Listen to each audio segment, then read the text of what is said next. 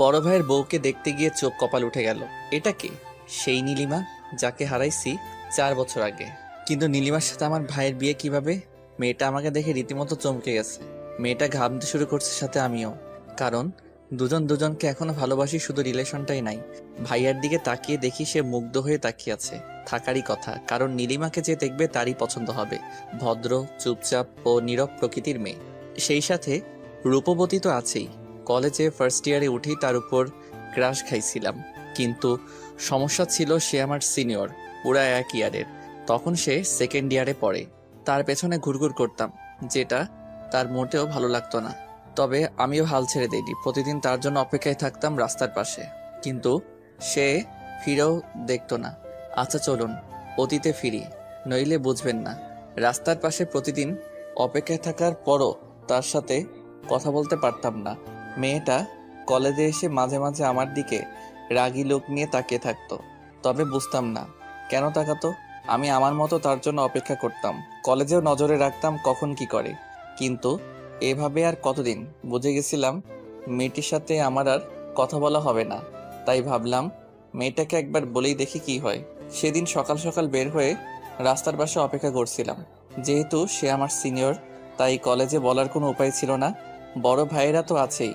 মেয়েটা ধীর পায়ে এগোতে লাগলো। আমার হার্টবিট বাড়তে লাগলো। মেয়েটা কাছে আসতেই বলে দিলাম, আপু, আই লাভ ইউ। বিশ্বাস করুন, মেয়েটা এমনভাবে তাকাইছিল সেদিন যে আমি প্রথমবার সরাসরি তার চোখের দিকে তাকিয়ে ভয় পেয়ে গেছিলাম। আর কোনো কিছু শোনার অপেক্ষা না করেই দৌড়। কিন্তু বেশিক্ষণ দৌড়াতে পারিনি। আনমনে দৌড়ানোর সময় একটা বাইক এসে মেরে দিয়ে যায় আমাকে। রাস্তার মাঝখানে পড়ে ব্যথায় কোকাচ্ছি। অনেকটা কেটে গেছে, মাথাও ফেটে গেছে, উঠতে পারতেছি না। চোখ বন্ধ হওয়ার আগ পর্যন্ত শুধু নীলিমাকে দেখেছিলাম। আর চোখ খোলার পরও তাকেই দেখলাম। মেয়েটা আমাকে হাসপাতালে নিয়ে আসছে। আমার মাথার পাশে বসে বসে কাঁদতেছে। মেয়েটার মায়াবী মুখটা এখনো আমার চোখে ভাসে। সেদিন কিছু বলতে পারিনি, তবে বুঝে গেছিলাম মেয়েটাও আমাকে ভালোবাসে।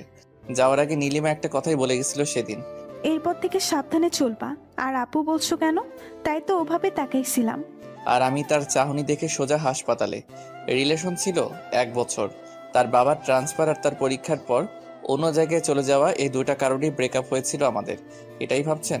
না, আসলে এসবের কিছুই না।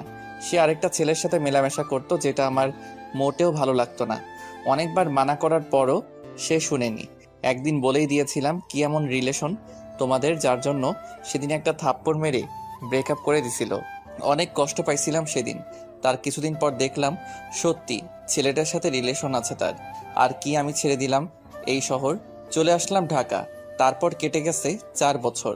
নীলিমার সাথে আর দেখাও হয়নি, কথা হয়নি, তবে ফেসবুক আইডিটা ছিল। প্রতিদিন তার টাইমলাইন ঘুরে আসতাম আর দেখতাম মেয়েটা ছবি আপলোড দিছে সেই ছেলেটাকে সাথে নিয়ে। চলুন বাস্তবে ফিরি।